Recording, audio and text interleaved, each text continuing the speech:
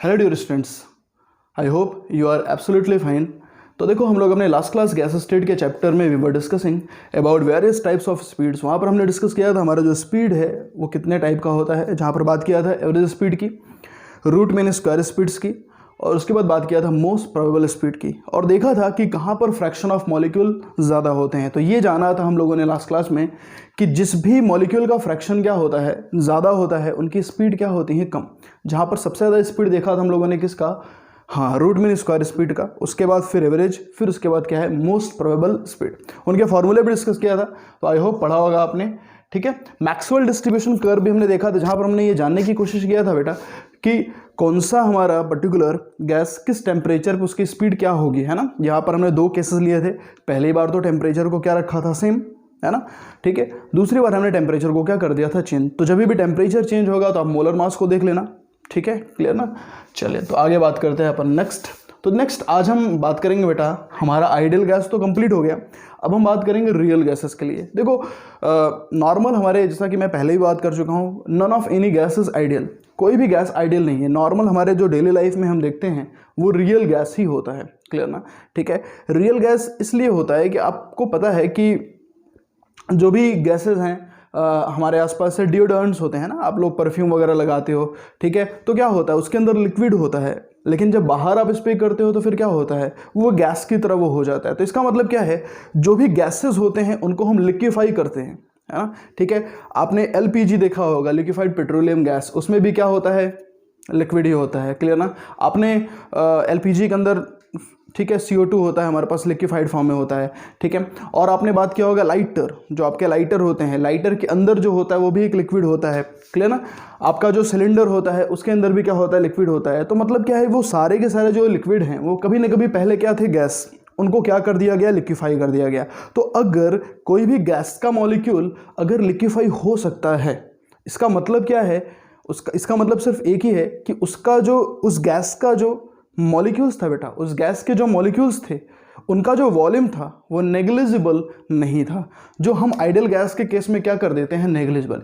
यानी कि जो आइडियल गैस हम लोग बात कर रहे हैं तो उसमें हम क्या कह रहे थे, उसमें हम यही कह रहे थे कि volume of a gas is nothing, basically volume of the container. मतलब हम गैस के वॉल्यूम को क्या कर रहे थे, नेग्लिजिबल कर रहे थे। जो किस तरफ इशारा कर रहा था, आइडियल गैस की तरफ इशारा कर रहा था। लेकिन अगर किसी भी कंटेनर में आपने कोई भी गैस को डाल दिया है ना, अगर उस गैस के वॉल्यूम को नेग्लेक्ट मत करो, उस गैस के वॉल्यूम को भी अगर आप कंसीडर करो, तब आप क्या कहोगे कंटेनर के वॉल्यूम को, कि भाई कंटेनर का जो भी वॉल्यूम है उसमें से हम गैस के वॉल्यूम को क्या कर लेते हैं, सबट्रैक्ट। फिर बाद में हमें जो वॉल्यूम मिलेगा वही क्या होगा, हमारे कंटेनर का वॉल्यूम होगा। तो ये आप तब करोगे जब आप उस गैस को क्या मानोगे, रियल। यानी कि रियल गैस बेटा होते हैं हमारे जब, तो उस कंडीशन में क्या होता है, हम गैस के मॉलिक्यूल्स को नेग्लिजिबल नहीं मानते हैं, हम उनको भी कंसीडर करते हैं। लेकिन आइडियल गैस में क्या होता है, हम गैस के मॉलिक्यूल्स को नेग्लेक्ट कर देते हैं, यानी कि उनके वॉल्यूम को हम नेग्लेक्ट कर देते हैं। उनका कोई सिग्निफिकेंट वॉल्यूम एज सच नहीं होता है, क्योंकि बहुत कारण है, बहुत से, क्योंकि जो आइडियल गैस के मॉलिक्यूल्स होते हैं बहुत ही पॉइंट मास होते हैं, इतने छोटे होते हैं, उनका वॉल्यूम जो है नेग्लेक्ट ही होता है। लेकिन जो रियल गैसेस होते हैं उनका वॉल्यूम छोटा नहीं होता, उनका वॉल्यूम ज़्यादा होता है, क्योंकि वो पॉइंट मासेस नहीं होते हैं। उनके पास एक सिग्निफिकेंट क्या होता है, मास होता है, उनके पास एक सिग्निफिकेंट फोर्स ऑफ अट्रैक्शन होता है। ये तमाम चीज़ें हैं जो रियल गैस को आइडियल से क्या कर देती हैं, अलग कर देती हैं। और जो रियल गैसेस हैं, है ना, जो रियल गैसेस हैं वो भी आइडियल गैस की तरह बिहेव कर सकते हैं। कब, जब आप टेम्परेचर ज़्यादा दे दो और प्रेशर कम दे दो, है ना। यानी कि एक रियल गैस को हम आइडियल बना सकते हैं, यानी कि हमारे आसपास सारे के सारे जो गैसेस हैं वो सब के सब क्या हैं, आइडियल, सब के सब रियल हैं, सॉरी आइडियल बोल रहा हूँ मैं, सब के सब रियल गैसेस हैं। तो उन रियल गैसेस को हम आइडियल बना सकते हैं। ठीक है, तो आइडियल जो गैस होता है बेटा वो सभी टेम्परेचर पर, सभी प्रेशर पर आइडियल गैस इक्वेशन को फॉलो करता है। लेकिन जो रियल गैस होता है वो सभी टेम्परेचर पर आइडियल गैस इक्वेशन को फॉलो नहीं करता है, उसके लिए एक स्पेशल ट्रीटमेंट होता है। किसके लिए, रियल गैसेस के लिए। रियल गैस जो होता है वो हमेशा हाई टेम्परेचर पर और लो प्रेशर पर काम करता है। ठीक है, यानी कि जब आप रियल गैसेस को हाई टेम्परेचर दोगे, प्रेशर को लो करोगे, तब जाकर वो आइडियल गैस इक्वेशन को क्या करेगा, फॉलो करेगा, यानी कि तब जाकर वो आइडियल गैस की तरह बिहेव करेगा। बात समझ में आ रही है? तो चलो, we are willing to study, we are willing to discuss about difference between ideal gas and real gases. ठीक है, तो देखो सबसे पहले हम बात करते हैं बेटा, हेडिंग डाल लें आप। आज अपन शुरू करेंगे रियल गैस। इससे खूब क्वेश्चन आते हैं, है ना, बहुत इंटरेस्टिंग चीज़ें यहाँ पे देखोगे। बेसिकली ये थ्योरेटिकल पार्ट है, यहाँ न्यूमेरिकल नहीं है, ठीक है, थ्योरेटिकल पार्ट है ये। न्यूमेरिकल बहुत थोड़े थोड़े होंगे बट कंसेप्चुअल ज़रूर है यहाँ पे। तो न्यूमेरिकल पार्ट अभी गैसेस के खत्म हो गया है, अभी थ्योरेटिकल ही चलने वाला है। तो देखो real gases,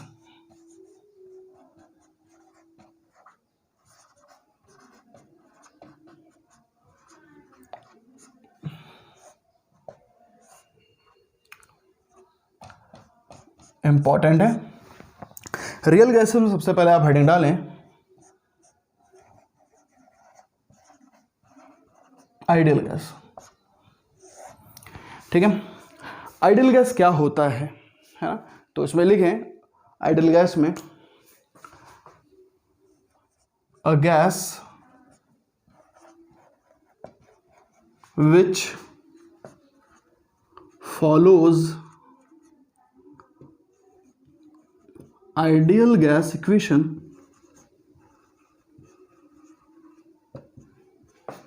which follows ideal gas equation at all temperature। ये किसी भी टेम्परेचर पर और किसी भी प्रेशर पर आइडियल गैस इक्वेशन को फॉलो करता है। ठीक है, एक ऐसा गैस, ठीक है, जो आइडियल गैस इक्वेशन को क्या करे, फॉलो करे किसी भी टेम्परेचर और किसी भी प्रेशर पर, is known as ideal gas.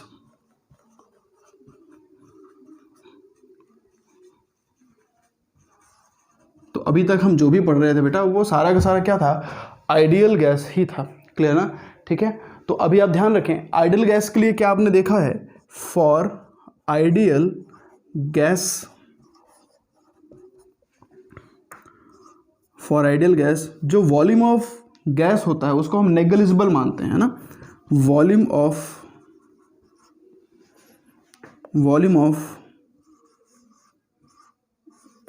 Of gas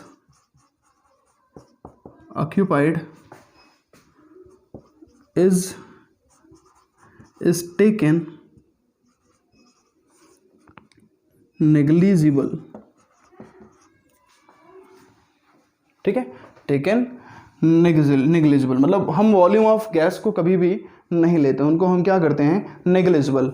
और जो मॉलिक्यूल्स के बीच में फोर्स ऑफ अट्रैक्शन, जो मॉलिक्यूल्स के बीच में फोर्स होता है ना, ठीक है, आइडियल गैस की बात कर रहे हैं। आइडियल गैस में क्या होता है, वॉल्यूम को हम नेग्लेक्ट करते हैं और उनके मॉलिक्यूल्स के बीच में जो फोर्स होता है, फोर्स ऑफ अट्रैक्शन होता है, ठीक है, वो भी नहीं होता है बेटा। तो फोर्स ऑफ अट्रैक्शन जो भी होता है गैस के बीच में, वो भी क्या होता है, नेग्लिजिबल होता है।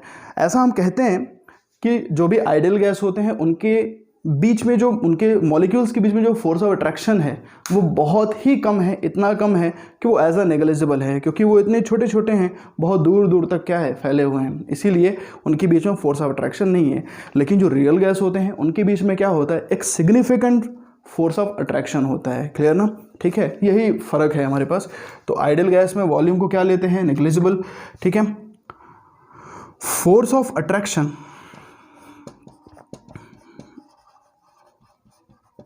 force of attraction in between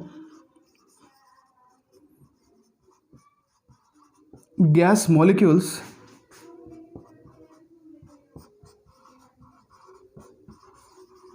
in ideal gas is also negligible।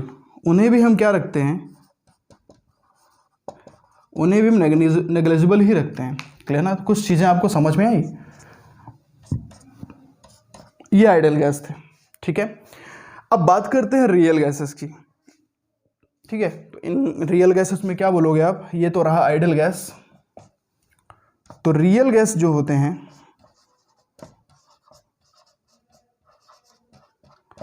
वो जस्ट अपोजिट होते हैं आइडियल गैस के।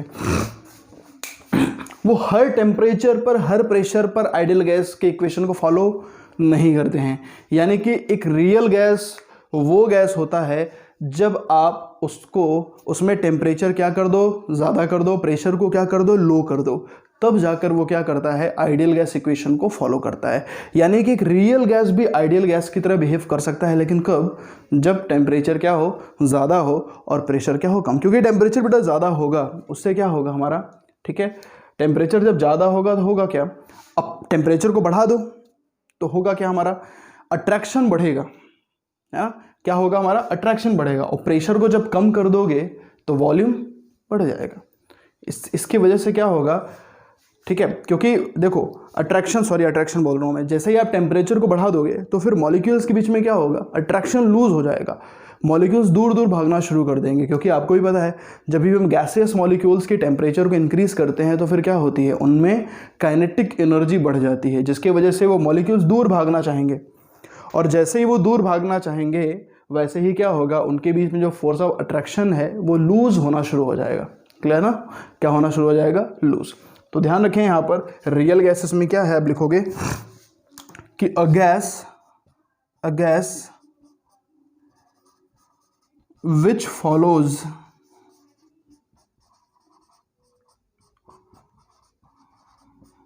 आइडियल गैस, ठीक है, एट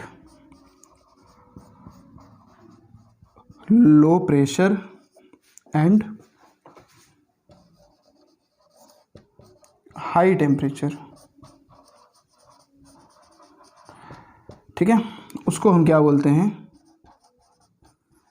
रियल गैसेस।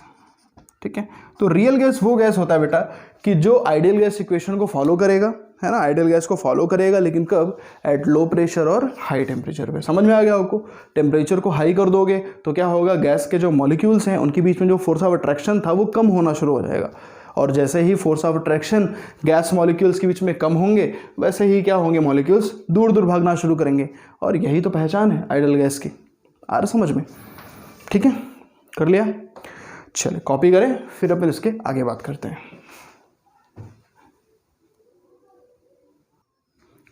ओके, तो नेक्स्ट पॉइंट आप लिख लीजिए रियल गैस में कि देखो आइडियल गैस में क्या था, कोई भी सिग्निफिकेंट फोर्स ऑफ अट्रैक्शन नहीं था। फोर्स ऑफ अट्रैक्शन क्या थे, मॉलिक्यूल्स के बीच में नेग्लिजिबल थे।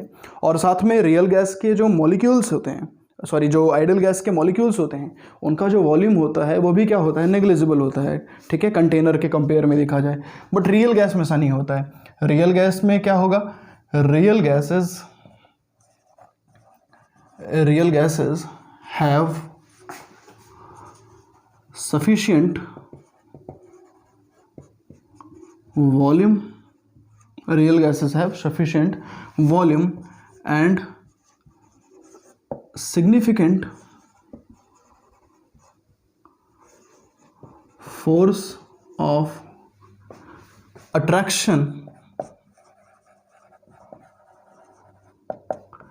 in between their gas molecules। ठीक है, उनके गैस के मॉलिक्यूल्स में क्या होता है, एक सिग्निफिकेंट फोर्स ऑफ अट्रैक्शन होता है। इस चीज़ को देखो अपन ऐसे समझते हैं, मान लेते हैं ग्राफ है ना, एक ग्राफ है अपने पास, देखें ज़रा, ये आइडियल गैस इक्वेशन का ही मैं ग्राफ बना रहा हूँ, PV = nRT। ठीक है, तो ये जो ग्राफ है ये कैसा है, ये आइडियल गैस इक्वेशन का ग्राफ है। मान लेते हैं हमारे पास टेम्परेचर क्या है, 298, टेम्परेचर कांस्टेंट है, आर की वैल्यू भी कांस्टेंट है, ठीक है, और मोल्स भी क्या है, कांस्टेंट है। तो PV = क्या है, कांस्टेंट है। तो PV = कांस्टेंट है, तो इसका ग्राफ कैसा है, रेक्टेंगुलर हाइपरबोला होगा। तो ये जो ग्राफ है ये किसका ग्राफ है, आइडियल गैस इक्वेशन का। बोलो समझ में आ रहा है। तो this is the graph of ideal gas equation. अब क्योंकि ये आइडियल गैस इक्वेशन का ग्राफ है तो यहां मैं लिख देता हूं आइडियल गैस। लेकिन जो रियल गैस होता है ना बेटा, उसका ग्राफ कुछ इस तरह होगा, क्योंकि वो आइडियल है नहीं, वो नॉन आइडियल गैस होता है, तो उसका ग्राफ जो है कुछ इस तरह होता है। देखो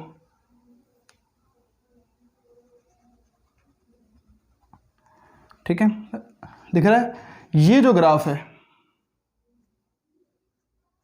ये किसका ग्राफ है, रियल गैस का है, यानी कि नॉन आइडियल गैस का ग्राफ है। ठीक है, बोलो कुछ कुछ अलग नजर आया आपको? बिल्कुल। अब देखिए ज़रा क्या हो रहा है बेटा, ये जो एरिया है, ये जो ब्लैक कलर का दिख रहा है आपको, ये इसमें क्या हो रहा है, वॉल्यूम बढ़ रहा है, यानी कि वॉल्यूम थोड़ा सा एक्सपेक्टेड वॉल्यूम से क्या है, बढ़ता हुआ ज़्यादा दिखाई दे रहा है। यानी कि ये जो ग्राफ है उसमें क्या हो रहा है, वॉल्यूम जो है वो इंक्रीज कर रहा है एज एक्सपेक्टेड। जितना आप एक्सपेक्ट कर रहे हो ना उससे बढ़ता हुआ आपको दिखाई दे रहा है, ये शो हो रहा है। ठीक है, ज़रा आप यहाँ देखें, आइडियल गैस से कम वॉल्यूम आपको नज़र आ रहा है कि नहीं आ रहा है? आइडियल गैस ये वाला है, ब्लू वाला है, और रियल गैस कौन सा है, ब्लैक वाला है। तो ये जो ब्लैक वाला है उसका वॉल्यूम आइडियल गैस से क्या है, थोड़ा कम है। तो इसको हम क्या लिखेंगे, इसको हम लिखेंगे वॉल्यूम डिक्रीजेस एज एक्सपेक्टेड। हमारे एक्सपेक्टेशन से वॉल्यूम क्या है, ये कम है। ठीक है, क्लियर ना? हमारा एक्सपेक्टेशन तो क्या था, आइडियल गैस, लेकिन अब आइडियल गैस से एक जगह वॉल्यूम बढ़ रहा है और एक जगह वॉल्यूम कम हो रहा है। तो बस यहीं पर क्या हो जाता है, भटक जाता है हमारा गैस, उसका रास्ता भटक जाता है, और उसको हम क्या बोलते हैं, डेविएशन। क्या बोलते हैं, डेविएशन। तो बस अब एक हो जाएगा पॉजिटिव डेविएशन, एक होगा नेगेटिव डेविएशन। पॉजिटिव डेविएशन का मतलब क्या है, जिसका वॉल्यूम बढ़ रहा है वो पॉजिटिवली डेविएट हो गया। ठीक है, आइडियल गैस से ऊपर की तरफ डेविएट हो गया। और जो नेगेटिव डेविएशन हो गया वो आइडियल गैस इक्वेशन के रिस्पेक्ट में वो नेगेटिव साइड से क्या हो गया, डेविएट हो गया। बोलो बात समझ में आ रही है? ठीक है, तो दो टाइप का हमारा डेविएशन शो होता है, रियल गैस शो करता है, क्योंकि रियल गैस आइडियल तो है नहीं बेटा, है ना, रियल गैस तो अलग है। इस वजह से क्या है, आइडियल गैस से बिहेवियर वो अलग शो करता है। ठीक है, वो दो टाइप के डेविएशन शो करता है। वो ये दिखाता है रियल गैस कि मैं आइडियल गैस से अलग हूं, उसका रास्ता अलग है। वो दो टाइप का डेविएशन शो करता है। पहला डेविएशन तब है जब वॉल्यूम बढ़ जाता है आइडियल गैस से। जब आइडियल गैस से वॉल्यूम बढ़ जाएगा तो वो पॉजिटिव डेविएशन शो करेगा। ठीक है, दूसरा, जब आइडियल गैस से वॉल्यूम कम हो गया तो वो नेगेटिव डेविएशन क्या करेगा, शो करेगा। ठीक है, इस चीज को, इस बिहेवियर को पता लगाने के लिए एक फैक्टर डिफाइन होता है ना, जो ये डिसाइड करता है कि कौन पॉजिटिव जा रहा है, कौन नेगेटिव डेविएशन शो कर रहा है। उसको हम बोलते हैं कंप्रेसिबिलिटी फैक्टर। ठीक है, क्या बोलते हैं बेटा, कंप्रेसिबिलिटी फैक्टर। तो पहले आप ये चीज समझ में आ गया, ये जो चीज मैं आपको बता रहा हूं वो कांस्टेंट टेम्परेचर पर है। ठीक है, मोल्स क्या है, 1 मोल है। क्लियर ना? तो ध्यान रखिएगा, टेम्परेचर यहां पर क्या है, कांस्टेंट है। ठीक है, अब अपन हेडिंग डालते हैं कंप्रेसिबिलिटी फैक्टर, और ये बहुत इंपॉर्टेंट है।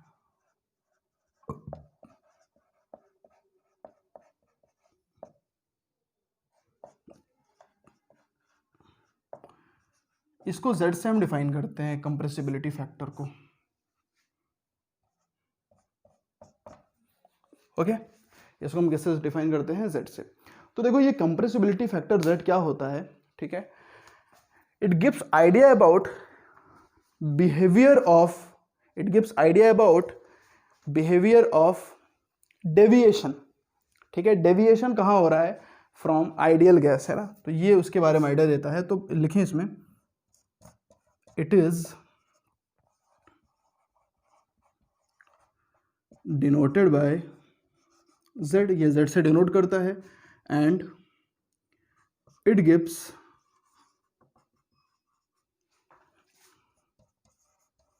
Idea about deviation of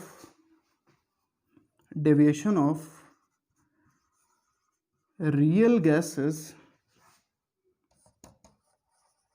from ideal gas behaviour. यानी कि हमारा जो रियल गैस है ना बेटा, वो आइडियल गैस के बिहेवियर से वो किधर डेविएट कर रहा है, क्या वो पॉजिटिवली डेविएट कर रहा है कि क्या वो नेगेटिवली डेविएट कर रहा है। पॉजिटिव डेविएट वो तब करेगा जब हमारा जो वॉल्यूम है वो एक्सपेक्टेड वॉल्यूम से क्या होगा, ज़्यादा होगा। ठीक है, ठीक है, इस चीज़ को अपन अच्छे समझेंगे। ठीक है, तो ये हमारा Z है, तो आपको समझ आएगा कंप्रेसिबिलिटी फैक्टर का सिग्निफिकेंस क्या है। ठीक है, अब इसका जो फॉर्मूला है वो कैसे अपने को दिया जाता है, यानी कि Z इज गिवन बाई, ये फॉर्मूला है बेटा, z equal to P V upon N R T. This is the formula of z, P V upon N R T. ठीक है, क्लियर ना? या फिर आप ऐसा भी बोल सकते हो, क्योंकि आप ऐसा ही बोल सकते हो कि देखो पीवी हमारा जो है वो तो क्या है, रियल गैस का है ना। ये एनआरटी क्या है, आइडियल गैस का वॉल्यूम है ना। रियल गैस का वॉल्यूम क्या होता है, पीवी, है ना। अभी आगे देखेंगे हम लोग। आइडियल गैस का होगा क्या, एनआरटी। तो इसका सिंपल सा आपका है क्या, इसको ऐसे भी आप बोल सकते हो, z equal to volume of real upon volume of ideal, V real upon V ideal. ठीक है, ये दोनों ही कोई भी आप यूज कर लो। ठीक है, जल्दी कॉपी करें। इसको इक्वेशन फर्स्ट डाल लें, इसको इक्वेशन 2 डाल लें। ठीक है, दोनों ही आप यूज कर सकते हो। ठीक है, क्लियर ना? अब देखो वी रियल इक्वल टू क्या हो जाएगा, वी आइडियल इंटू जेड, है ना। तो जेड की आपका आइडियल का वॉल्यूम बढ़ेगा तो ऑब्वियसली बात है आपकी रियल गैस का वॉल्यूम क्या हो जाएगा, बढ़ जाएगा। तो ये कौन सा डेविएशन शो करेगा, पॉजिटिव, है ना। अगर आइडियल का वॉल्यूम कम हो गया तो क्या शो करेगा, नेगेटिव। ठीक है, क्लियर? चलिए कॉपी कर लीजिए।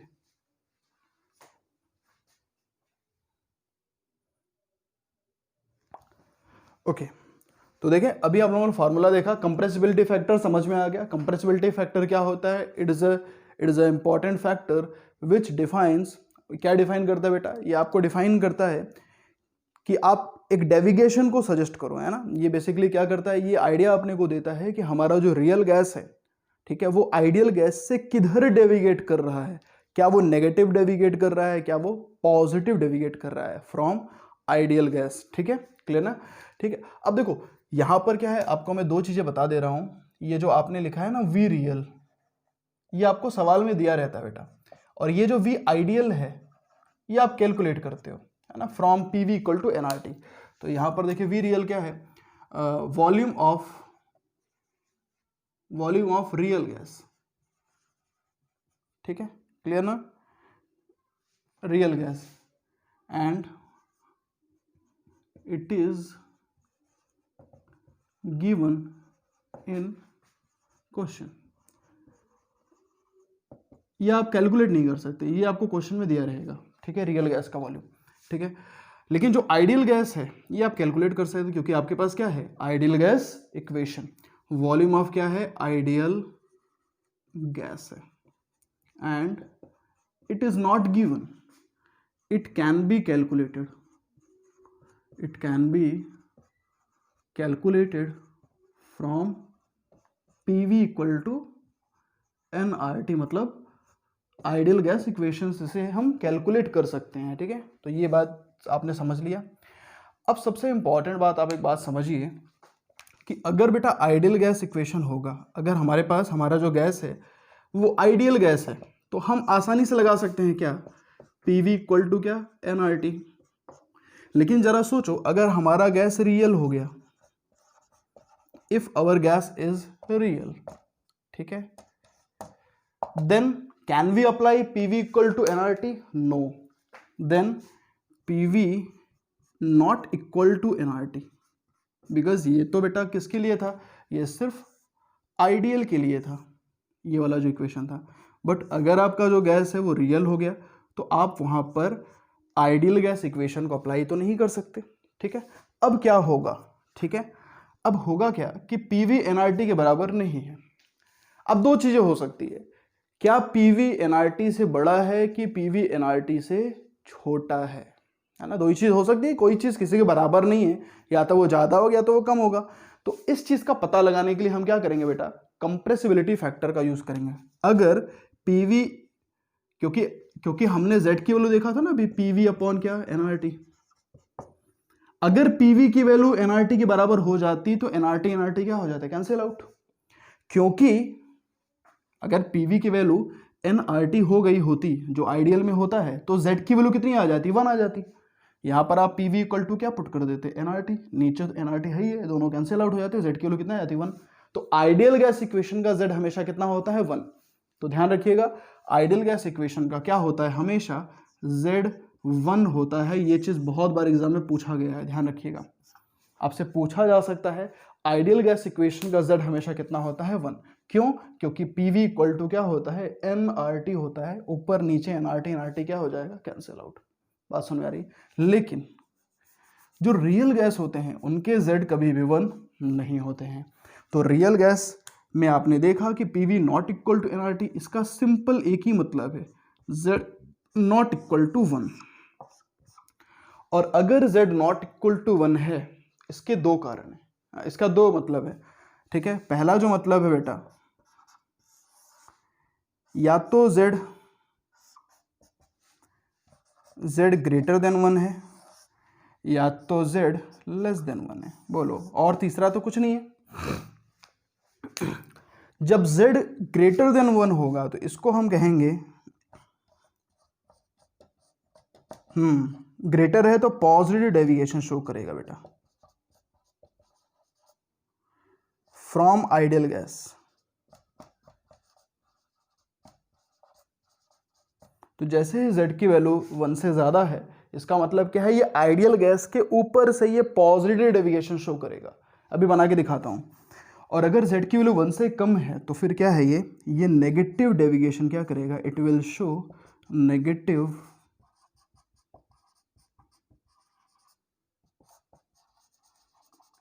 From ideal gas. क्या समझ पा रहे हैं आप? ठीक है। तो अगर Z की वैल्यू 1 से ज़्यादा है तो ये क्या शो करेगा बेटा, पॉजिटिव डेविएशन। और अगर Z की वैल्यू 1 से कम है तो ये क्या शो करेगा, नेगेटिव डेविएशन को क्या करेगा, ये शो करेगा। ठीक है। अब देखो, जैसे ही है ना, जैसे ही पॉजिटिव डेविएशन आया, इसका मतलब क्या हुआ, इसका मतलब क्या हुआ बताओ? इसका मतलब सिंपल एक चीज हुआ कि यहां पर मैं आपको बता देता हूं कि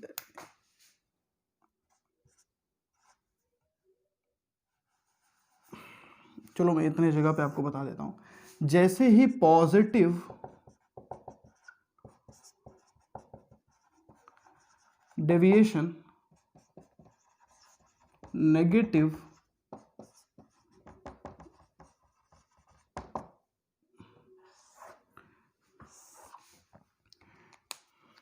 आया, वैसे ही क्या क्या चीज चेंज हो गया। देखो, सबको पता है पॉजिटिव डेविएशन आया, इसका मतलब क्या है कि Z ग्रेटर देन 1, है ना। इसका मतलब क्या है, PV ग्रेटर देन nRT। बोलो सही है।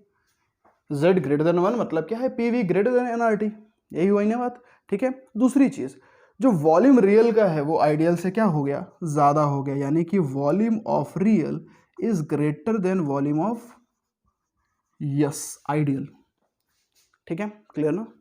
जो रियल का वॉल्यूम है बेटा बढ़ गया, किससे, आइडियल से। ठीक है, तभी तो मैं बोल रहा हूँ पॉजिटिव डेविएशन। अगर वॉल्यूम रियल का कम हो गया होता तो फिर कौन सा डेविएशन होता है, नेगेटिव, जो यहां पर होगा। तो नेगेटिव में क्या होगा, PV less than nRT। Positive deviation में जो वॉल्यूम है रियल का वो ज्यादा है, तो नेगेटिव डेविएशन में क्या होगा, वॉल्यूम रियल का क्या हो जाएगा, कम। ठीक है, बुलवा रहा है समझ में? ठीक है, चलिए अब नेक्स्ट अगर हम बात करें, अट्रैक्शन फोर्स कहां ज्यादा है, रिपल्शन का फोर्स कहां ज्यादा है। ठीक है, क्योंकि देखो आप रियल गैसेस में आपको भी पता है कि वॉल्यूम को हम फोर्स ऑफ अट्रैक्शन को नेग्लेक्ट नहीं कर सकते बेटा, क्योंकि फोर्स ऑफ अट्रैक्शन को तो हम नेग्लेक्ट कहाँ करते थे, आइडियल गैसेस में। रियल गैसेस के केस में एक सिग्निफिकेंट फोर्स ऑफ अट्रैक्शन जरूर रहेगा। ठीक है, तो अब ये देखना है कि कहाँ पर फोर्स ऑफ अट्रैक्शन ज्यादा होगा, कहाँ पर फोर्स ऑफ अट्रैक्शन कम होगा। रहेगा तो जरूर, नेग्लेक्ट तो हम नहीं कर सकते भाई। तो देखो, क्योंकि वॉल्यूम रियल का क्या है, ज्यादा है, किससे, आइडियल से। और हमारा जो रियल गैस है वो पॉजिटिवली डेविएट कर रहा है फ्रॉम आइडियल गैस से। उससे क्या अपन समझ में आ गया, उससे ये समझ में आ गया कि फोर्स ऑफ अट्रैक्शन क्या हो रहा है, बढ़ रहा है। ठीक है, क्योंकि अगर फोर्स ऑफ अट्रैक्शन है ना, ठीक है, तो अगर फोर्स ऑफ अट्रैक्शन क्या हो रहा है, कम हो रहा है ना। क्यों, देखो वॉल्यूम अगर बढ़ेगा, ऑब्वियसली बात है, वॉल्यूम अगर बढ़ गया तो क्या होगा, हमारा जो मॉलिक्यूल है वो थोड़ा दूर दूर होने लगेगा, डिस्पर्स होने लगेगा, है ना। वॉल्यूम दूर कैसे होता है बेटा, बताओ, लिक्विड का वॉल्यूम ज्यादा होता है कि गैस का, ऑब्वियसली बात है गैस का वॉल्यूम ज़्यादा होता है। क्यों? क्योंकि गैस जो है वो डिस्पर्स होता है, गैस डिफ्यूज होता है, लेकिन लिक्विड डिफ्यूज नहीं होता है। करता तो है लिक्विड डिफ्यूजन, लेकिन गैस के कंपेयर में क्या है, कम करता है। आ रहा समझ में आपको? तो इसका मतलब अगर रियल गैस का वॉल्यूम बढ़ गया है, इसका मतलब जो मॉलिक्यूल है गैस के वो दूर दूर हो रहे हैं, और जैसे ही बेटा दूर दूर होंगे उनमें बीच में फोर्स ऑफ अट्रैक्शन क्या हो जाएगा, लूज होना शुरू हो जाएगा। तो बस वहां अट्रैक्टिव फोर्स नहीं लगेगा। तो बताओ कौन सा फोर्स लगेगा? हाँ, रिपल्सिव फोर्स लगेगा। क्लियर ना? तो यहां पर ध्यान रखिएगा, यहां पर जो फोर्स का नेचर होता है वो अट्रैक्टिव नहीं होता है। किसमें? पॉजिटिव डेविएशन में, क्योंकि वॉल्यूम बढ़ता है। ठीक है, तो इसका नेचर होता है repulsive force, repulsive force in nature. और वहीं पर क्योंकि वॉल्यूम इसका क्या हो रहा है, रियल गैस का वॉल्यूम कम हो रहा है, तो इसका नेचर कैसा है, अट्रैक्टिव फोर्स है। क्योंकि जब भी वॉल्यूम कम होंगे, जैसा यहां पर दिख रहा है ना आपको, नेगेटिव डेविएशन में क्या होता है, वॉल्यूम कम होता है। तो जब भी वॉल्यूम कम होगा तो क्या होगा, हमारे जो मॉलिक्यूल्स हैं वो बहुत दूर दूर पहले रहे होंगे, वो पास पास आ जाएंगे, और जैसे ही बेटा पास पास आएंगे उनके बीच में जो फोर्स ऑफ अट्रैक्शन है वो और बढ़ता चला जाएगा। ठीक है, ठीक है, तभी तो आप गैस को लिक्विफाई कर पाते हो, क्योंकि गैस रहते हैं, लिक्विड में आप कब कन्वर्ट करोगे, जब उनको पास पास लाओगे। ठीक है, तो अट्रैक्टिव फोर्स इन नेचर। ठीक है, क्लियर ना? नेचर में कैसे होते हैं, ये अट्रैक्टिव फोर्स होते हैं। बोलो बात समझ में आ रही है? तो रिपल्सिव फोर्स ऑफ अट्रैक्शन यहां बढ़ता है, रिपल्सिव फोर्स ऑफ इंटरेक्शन यहां बढ़ता है, यहां पर अट्रैक्टिव फोर्स बढ़ता है। ठीक है, ये कुछ पॉइंट्स हैं आपको ध्यान में रखना है। जब भी पॉजिटिव डेविएशन होता है, जब भी नेगेटिव डेविएशन होता है। ठीक है, चलिए कॉपी कर लीजिए, जल्दी से कॉपी कर लीजिए बेटा।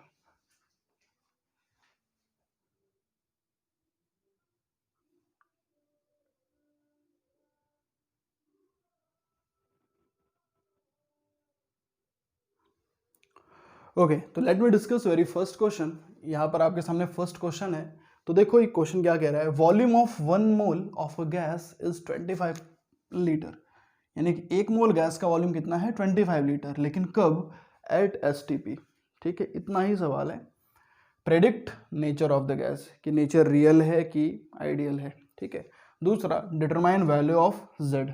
ठीक है, तीसरा identify the force of attraction या रिपल्शन, मतलब फोर्स का आपको आइडेंटिफिकेशन करना है कि जो डोमिनेट हो रहा है इन गैसेस में, मॉलिक्यूल्स में।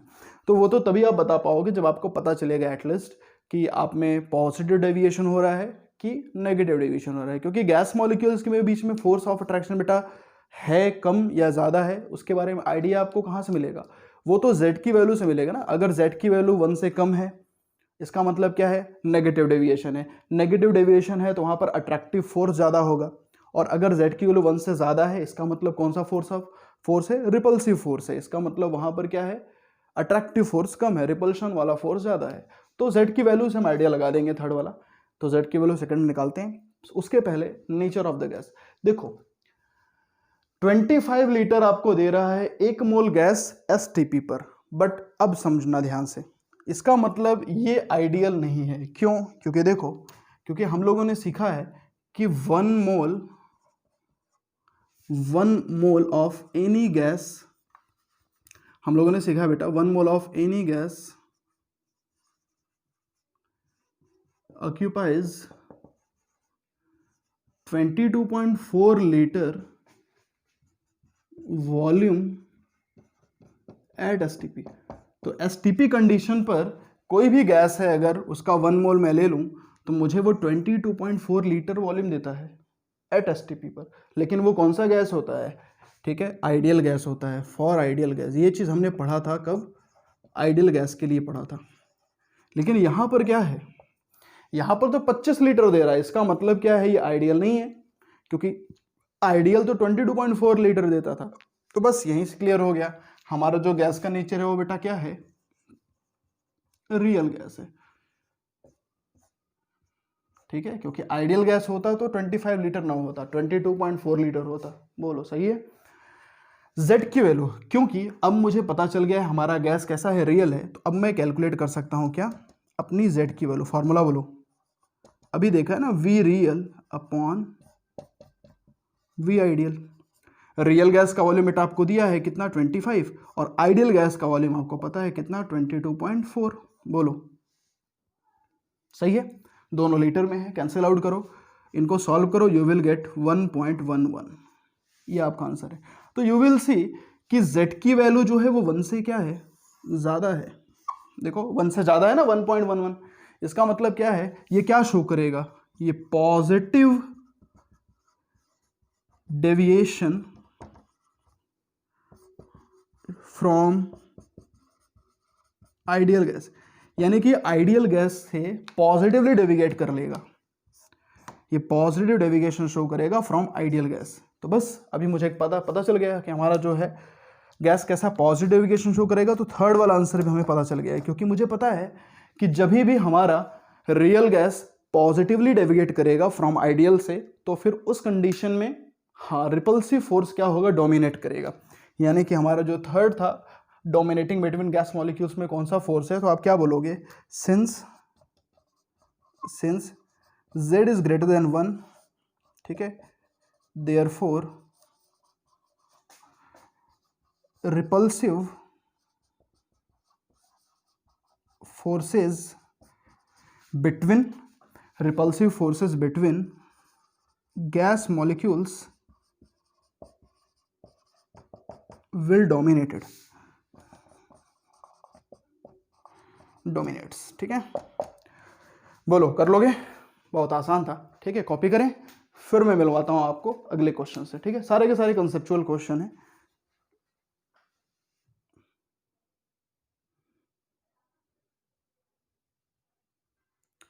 ओके, तो let me discuss second question. ये इंपॉर्टेंट है बेटा, देखिए जरा इस क्वेश्चन में क्या आपसे बोल रहा है। देखो यहाँ पर 4 टाइप से गैसेस आपको दिए हैं, ये जो ABCD है ना, ये सभी गैसेस हैं। ठीक है, इनकी Z की वैल्यू आपको दी हुई है। तो देखो Z की वैल्यू किसी का 1 तो नहीं है, इसका मतलब ये सभी के सभी कौन से गैसेस है, रियल है ना। ये भी एक सवाल पूछा जा सकता था आपसे कि ये जो सारे आपको कंप्रेसिबिलिटी फैक्टर दिए हैं, इनमें से कितने आइडियल हैं, कितने रियल हैं। तो बेटा इनमें से कोई भी आइडियल नहीं है, क्योंकि आइडियल गैस का Z हमेशा ही 1 होता है। यहाँ पर किसी भी गैस का Z 1 नहीं है। ठीक है, चलिए वो तो सवाल था नहीं हमारा। सवाल हमारा क्या है, arrange them in increasing order of deviation. सभी को इंक्रीजिंग ऑर्डर और डेविएशन में अरेंज करना है। तो बस बहुत ही सिंपल है ना, जिसका Z ज़्यादा है ना, आपने क्या किया होगा इसको। ठीक है, सॉल्व करो इसको, अगर आप करना है तो जल्दी सॉल्व करिए।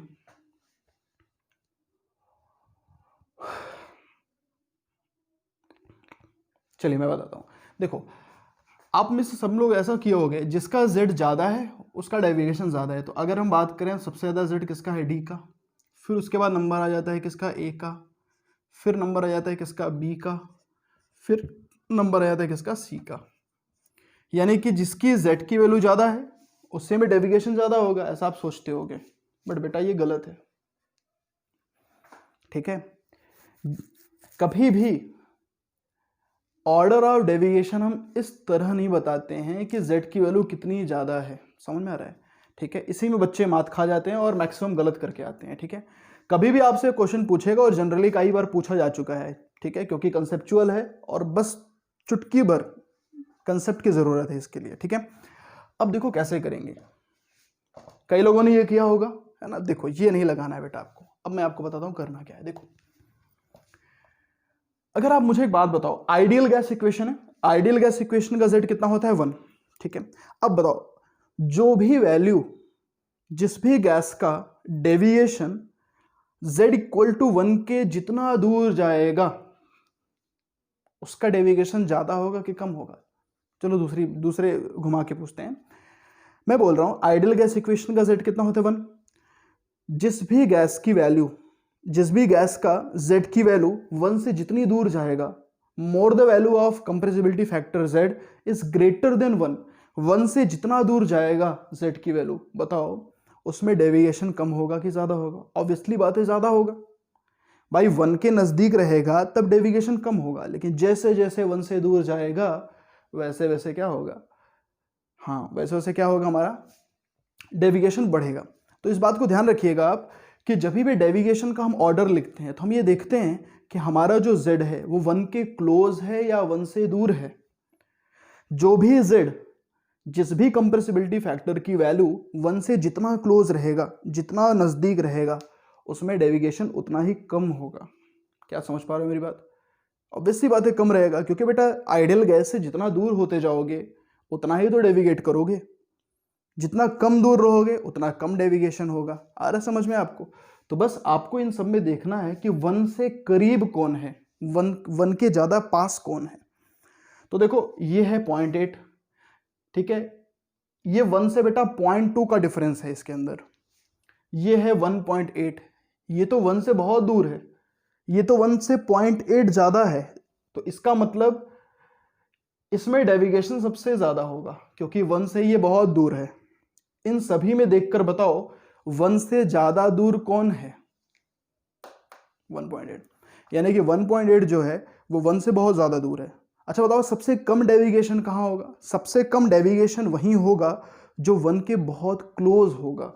तो देखें 0.8 देखो ये 1 से बहुत क्लोज है, 0.6 तो देखो 1 से थोड़ा कम क्लोज है। क्यों?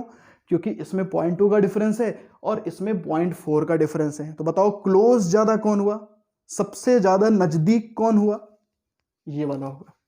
बात समझ में आ रही है? तो आप तो बस ये फॉर्मूला ध्यान रख लो, आपका काम बन जाएगा। कभी भी आपसे ऑर्डर ऑफ डेविएशन पूछे तो आंख बंद करके इस फॉर्मूले को लगा दो। क्या? Deviation is directly proportional to z-1। ये मॉड लगा दिया बेटा, नेगेटिव पॉजिटिव का लोचा ही नहीं है, ठीक है, कोई लफड़ा ही नहीं है नेगेटिव पॉजिटिव का। तो बस यहाँ लगा दो। अब आप इनको आराम से सॉल्व कर लो। सब जगह आप z-1 की वैल्यू निकाल लो। तो अगर आप z-1 की वैल्यू निकालोगे यहाँ कितना आ जाएगा? 0.2 आएगा कि नहीं आएगा? माइनस नहीं बेटा, माइनस का कोई प्रॉब्लम नहीं, मॉड लगाया ना यहाँ पे, हमेशा ही पॉजिटिव वैल्यू बाहर आएगी। तो 0.8 माइनस 1 कितना? 0.2 बाहर आएगा।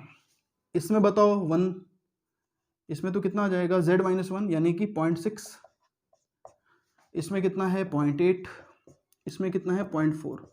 हर जगह z-1 की वैल्यू निकाल लो। निकाल लिया। अब जिसका z-1 ज़्यादा उसका डेविएशन क्या है? ज़्यादा। तो बताओ z-1 किसका ज़्यादा है? हाँ इसका 0.8 है, इसका मतलब d में डेविएशन सबसे ज़्यादा है। फिर किसका नंबर आता है? हाँ 0.6 का, इसका मतलब a में डेविएशन सबसे ज़्यादा है। ठीक है, क्लियर ना? हाँ अगर आप पुराने मेथड्स जो आपने क्या किया था? DABC है ना, तो देखो अब यहाँ B आता है, एक C आता है, अब यहाँ क्या आ जाएगा बेटा? C आ जाएगा। आप अगर डायरेक्टली देखकर बोलते जो आप अभी मैं कर रहा था, जिसको मैंने क्रॉस किया, गलत किया, जो आप सब भी सोच रहे होगे, है ना, वो अब अगर आप करते हो तो यहाँ B आता था, लेकिन अब यहाँ क्या आ जाएगा? C, यहाँ आ जाएगा क्या? B, क्योंकि B 1 से ज़्यादा क्लोज है। ठीक है, ये हमने डिफरेंस निकाल लिया। ठीक है, यानी कि z-1 की वैल्यू निकाल लिया। तो एक अच्छा सवाल था, ये रहा इंक्रीजिंग ऑर्डर ऑफ डेविएशन। ठीक है, तो कभी भी आपसे इंक्रीजिंग ऑर्डर पूछेगा तो आप हमेशा क्या करेंगे? z-1 की वैल्यू निकालेंगे, और जिसकी वैल्यू ज़्यादा होगी ऑब्वियसली उसका डेविएशन भी क्या होगा? ज़्यादा होगा। कंसेप्ट के तौर पे मैंने आपको बता दिया कि जितना ज़्यादा हमारे कंप्रेसिबिलिटी फैक्टर यानी कि z की जो वैल्यू है वो जितना 1 के नज़दीक होगी, जितना 1 के क्लोज होगी, उसमें डेविएशन उतना ही कम होगा। तो चलो इस बात को भी लिख देते हैं। ठीक है, लिख देते हैं यहाँ पर, more the value of z is closer to 1, lesser will be its deviation। ठीक है, जितनी ज़्यादा z की वैल्यू 1 के क्लोज रहेगी उतना ही ज़्यादा क्या होगा? लेस डेविएशन होगा। ठीक है, क्योंकि बेटा आइडियल गैस कभी भी डेविएट नहीं करता ना। 1 के बराबर आ गया तब तो डेविएशन 0 हो जाएगा, अगर 1 के बराबर आ गया तब तो 0 हो गया। 1 के नज़दीक आएगा तो थोड़ा सा कम डेविएट करेगा, लेकिन हाँ 1 से दूर जाएगा तब फिर डेविएट। ठीक है, क्लियर? चले आगे बढ़ते हैं। अब कॉपी कर लें, एक और सवाल से मैं मिलवाता हूं आपको।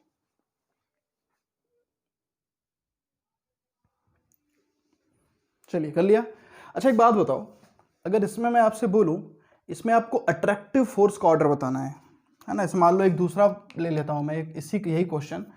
तो अगर मैं बात करता हूँ कि from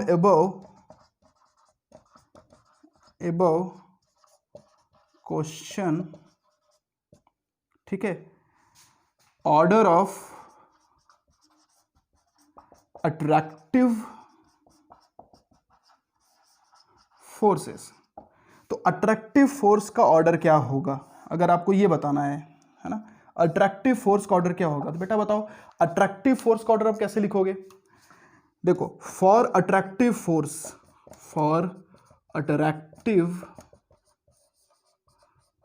force in real gases, तो बेटा रियल गैस में अट्रैक्टिव फोर्स कब होगा, जब z की वैल्यू 1 से ज़्यादा होगी कि z की वैल्यू 1 से कम होगी। उसके लिए आपको ध्यान रखना है इस बात का कि जब z की वैल्यू 1 से ज़्यादा थी तो पॉजिटिवली डेविगेट हुआ था हमारा, और जब पॉजिटिवली डेविगेट हुआ तो वहाँ पर आपने देखो लिखा था रिपल्सिव फोर्स, अट्रैक्टिव फोर्स नहीं लिखा था।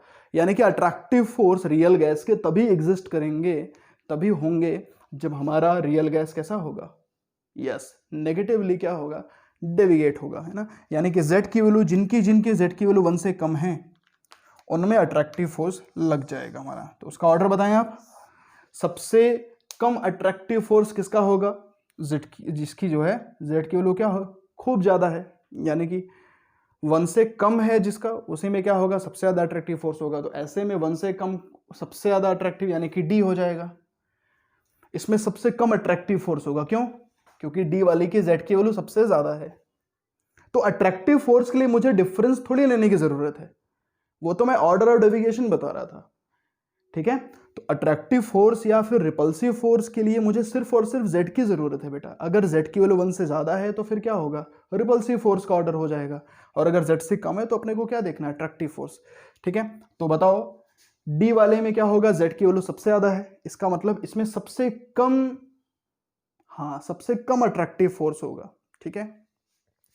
नेक्स्ट क्या है हमारा, फिर किसका नंबर आ जाएगा, a का, फिर बोलो, हाँ फिर किसका आ जाएगा यहाँ हमारा 0.8 मतलब b का आएगा, फिर किसका आएगा, c का आएगा। ये हमारा ऑर्डर हो जाएगा, यानी कि DA BC, यानी कि C में सबसे ज़्यादा अट्रैक्टिव फोर्स होगा।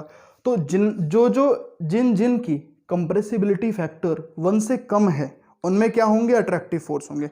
तो देखो ये रहा B और ये रहा C, इन दोनों में ही z की वैल्यू कितनी है, B वाले की z की वैल्यू बेटा आप देख रहे हैं कितना आ रहा है 0.8, C का z की वैल्यू कितनी है, C वाले की z की वैल्यू कितनी है 0.6। ये 4 नहीं है, 4 तो डिफरेंस है, z-1 की वैल्यू है, मैं z की वैल्यू पूछ रहा हूं, ठीक है, क्लियर ना। तो इनमें क्या लग रहा होगा, अट्रैक्टिव फोर्स, क्यों, क्योंकि इन दोनों की जो z की वैल्यू है वो 1 से क्या है, कम है, तो अट्रैक्टिव फोर्स। बाकी दोनों में क्या लग रहा होगा, रिपल्सिव फोर्स। d और a की जो z की वैल्यू है, d का z कितना है बेटा, d का z है 1.8 जो 1 से ज़्यादा है, ठीक है। a का जो z है वो कितना है 1.6, ये भी 1 से क्या है, ज़्यादा है। तो इन दोनों में कौन सा फोर्स लग रहा है, रिपल्सिव लग रहा है, ठीक है, क्लियर ना। जिस तरह से मैंने अट्रैक्टिव फोर्स का ऑर्डर पूछा है, मैं रिपल्सिव फोर्स का भी ऑर्डर पूछ सकता हूं, तो क्या होगा, यही चीज उल्टा हो जाएगा। बात समझ में आ रही है। तो ऐसे आप ढेरों क्वेश्चन कर सकते हो जो कंसेप्चुअल हो सकता है, क्लियर ना, ठीक है। तो ये सारे क्वेश्चन आपको जरूर एग्जामिनेशन में देखने को मिल सकते हैं, ठीक है। रिपल्सिव फोर्स करोगे तो z की वैल्यू क्या होगी, 1 से ज्यादा होगी, ठीक है। चलिए करना चाहें आप भी, आप कर लीजिए, थर्ड वाला क्वेश्चन बना लीजिए, ठीक है। From above question order of repulsive force अपने आप से बना के आप लिख लीजिए, ठीक है, रहना चाहिए कॉपी में आपके। चलो आगे बढ़ते हैं, कॉपी कर लो आप इसको जल्दी से बेटा।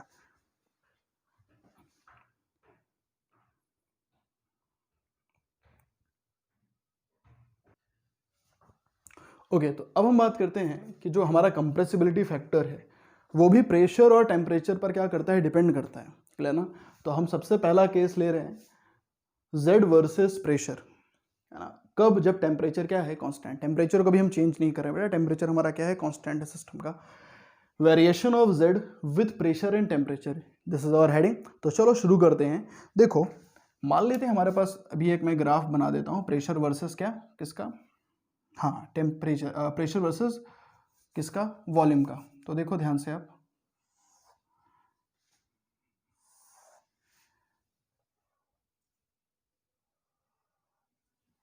थोड़ा सा इसको मैं रब करूँ,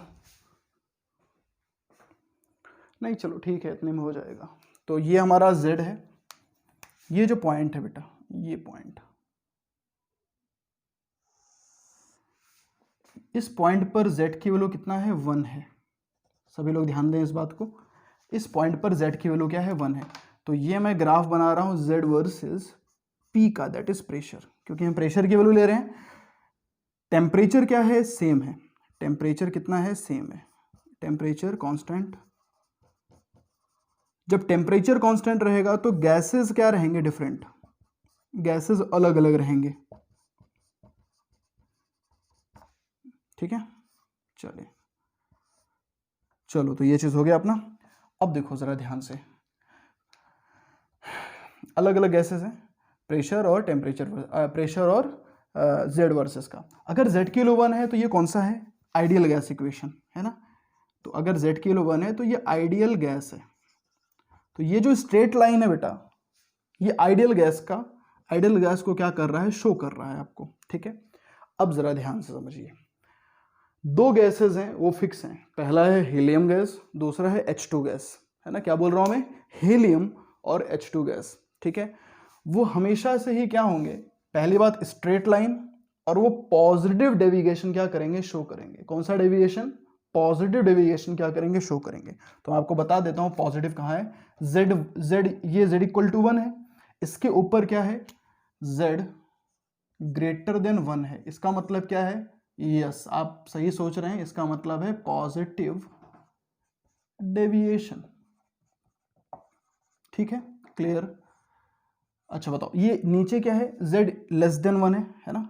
तो z लेस देन 1 है, तो ये क्या है, यस, ये है negative deviation, this is negative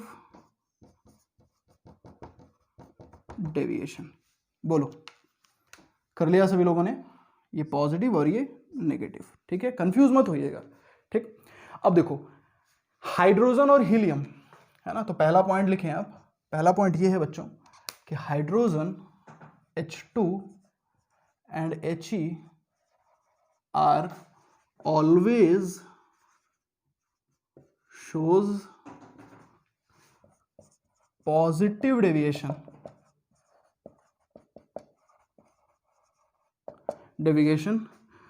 from ideal gas,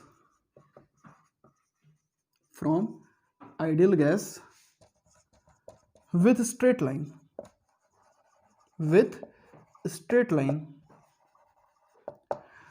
clear ना। तो बस इनका जो ग्राफ है वो कुछ स्ट्रेट लाइन जाएगा और पॉजिटिव डेविएशन शो कर रहे हैं, तो बताओ इसके जस्ट ऊपर से होगा, तो कुछ ऐसा, ठीक है। ये जो है ये किनके लिए डिफाइंड है, H2 हो गया या फिर हीलियम हो गया, इन दोनों के लिए क्या है, ये डिफाइन है, ठीक है। बाकी सभी गैसेस के लिए, रिमेनिंग ऑल दी गैसेस, यहां पे लिखें remaining for all the gases, ठीक है। जितने भी सभी गैसेस हैं इन दोनों को छोड़कर, वो सभी के सभी पॉजिटिव भी शो कर सकते हैं और नेगेटिव भी शो कर सकते हैं। Shows positive as well as negative deviations, ठीक है, क्लियर ना। और वो स्ट्रेट लाइन नहीं होंगे, ठीक है, एंड दे आर कर्वेचर, ध्यान रखिएगा, ये वो कर्वेचर का ग्राफ को शो करेंगे, वो कर्वेचर को शो करेंगे ग्राफ, ठीक है। स्ट्रेट लाइन सिर्फ और सिर्फ H2 और हीलियम शो करेंगे। तो कर्वेचर का कैसा ग्राफ होगा, कुछ ऐसा, ठीक है, दिख रहा है सभी को, कुछ ऐसा, दूसरा वाला कुछ ऐसा, तीसरा वाला कुछ ऐसा, है ना, कुछ ऐसा, ये सभी है, ठीक है। जैसे लेट सपोज इन ये सभी अलग अलग गैसेज हैं, मैं मान लेता हूं इनको किसी एक को, ये तो H2 और हीलियम हो ही गए, है ना, ठीक है। मान लेते हैं ये हमारा पहला वाला N2, ये मान लेते हैं हम N2 नाइट्रोजन गैस है, ये फर्स्ट वाला, ठीक है, ये O2 है और ये है क्या, CO2 मान लेते हैं, ठीक है, क्लियर ना। तो ये जो फर्स्ट वाला है ये क्या है, नाइट्रोजन का है, और ये ऑक्सीजन का, और ये कार्बन डाइऑक्साइड गैस का है। अच्छा, एक और बात मैं आपको बताता हूँ, ठीक है। बात क्या है कि क्लियर ना, तो क्या सीखा आपने कि हाइड्रोजन और हीलियम जो होते हैं वो तो हमेशा स्ट्रेट लाइन शो करते हैं, इनके अलावा जितने रिमेनिंग गैसेस हैं वो पॉजिटिव डेविएशन भी शो करते हैं और नेगेटिव भी शो कर सकते हैं, ठीक है। अब जरा अपन बात करते हैं, ये चीज आप देख रहे हो, ये जो कर्व आपको दिख रहा है, ये कर्व थोड़ा सा कम है, ये कर्व थोड़ा ज्यादा है, ये कर्व सबसे ज्यादा है ना, इनको हम बोलते हैं बेटा डिप ऑफ द कर्व, है ना। मैक्सवेल डिस्ट्रीब्यूशन हमने एक वर्ड सीखा था, पीक ऑफ द कर्व। क्या सीखा था, पीक ऑफ द कर्व। उसी तरह से ये जो कटोरे की तरह आपको दिख रहा है ना, हल्का सा कुछ इस तरह से कर्व, इसको बोलते हैं डिप ऑफ द कर्व। क्या बोलते हैं बेटा, dip of the curve, dip of curve. सोचो, ये डिप ऑफ द कर्व जितना बड़ा होगा, ठीक है, सबसे बड़ा तो यही वाला है, यही वाला, इसका डिप ऑफ द कर्व सबसे बड़ा है कि नहीं है। तो जिसका डिप ऑफ द कर्व सबसे ज्यादा होगा, ठीक है, बताओ उसका डेविएशन कम होगा कि ज्यादा होगा, बताओ। हाँ, नेगेटिव डेविएशन शो कर रहा है, वो तो आप सही हो, ठीक है भाई, ये भी नेगेटिव डेविएशन शो कर रहा है क्योंकि जेड के नीचे है ना, जेड के ऊपर थोड़ी ना है, जेड के नीचे ही है, लेकिन डेविएशन ज्यादा है कि कम है। तो देखो ये जो वाला ग्राफ है, ये जो थर्ड वाला यानी कि CO2 वाला, सभी लोग देखिए, CO2 वाला, कार्बन डाइऑक्साइड वाला, उसका डिप ऑफ द कर्व सबसे ज्यादा है, यानी कि Z इक्वल टू 1 से क्या है, दूर है। फिर ऑक्सीजन का नंबर है, यानी कि ऑक्सीजन का जो कर्व है वो Z इक्वल टू 1 से वो भी दूर है, बट CO2 वाले से कम है। सबसे पास में किसका डिप ऑफ द कर्व है, सबसे पास में कर्वेचर किसका है, नाइट्रोजन का है, यानी कि नाइट्रोजन का जो कर्वेचर है वो Z इक्वल टू 1 के सबसे नजदीक है। इसका मतलब क्या है, जो 1 के नजदीक होगा उसका डेविएशन क्या होगा, कम होगा, यानी कि डिप ऑफ द कर्व जितना ज्यादा बढ़ते चले जाएंगे, डेविएशन उतना ही ज्यादा बढ़ता चला जाएगा। बात समझ में आ रही है, ठीक है। तो यहां तक अपन आज सीख लिए, ठीक है। तो नेक्स्ट क्लास में अपन इसके आगे चर्चा करेंगे बेटा, ठीक है। तो मैं आपको बता देता हूं, अपन यहीं से चर्चा करेंगे नेक्स्ट क्लास में आगे। तो डिप ऑफ द कर्व बढ़ेगा तो डेविएशन भी हमारा क्या होगा, बढ़ता चला जाएगा। और देखो, और प्रेशर, लो प्रेशर पर डेविएशन क्या होंगे, ध्यान रखिएगा, लो प्रेशर पे डेविएशन कम होंगे और हाई प्रेशर पे डेविएशन बढ़ जाएंगे, ठीक है। ये इस पर भी अपन बात करेंगे, ऐसा कैसे, ठीक है। तो चलो इन्हीं बातों में क्या करते हैं, इस चीज़ को आज क्लियर खत्म करते हैं, टाइम हो गया अपना। मिलते हैं अपन नेक्स्ट क्लास में, फिर इसके आगे इसके कंटिन्यू करेंगे। तब तक के लिए अपना ध्यान रखें। Thank you so much, have a nice day, bye.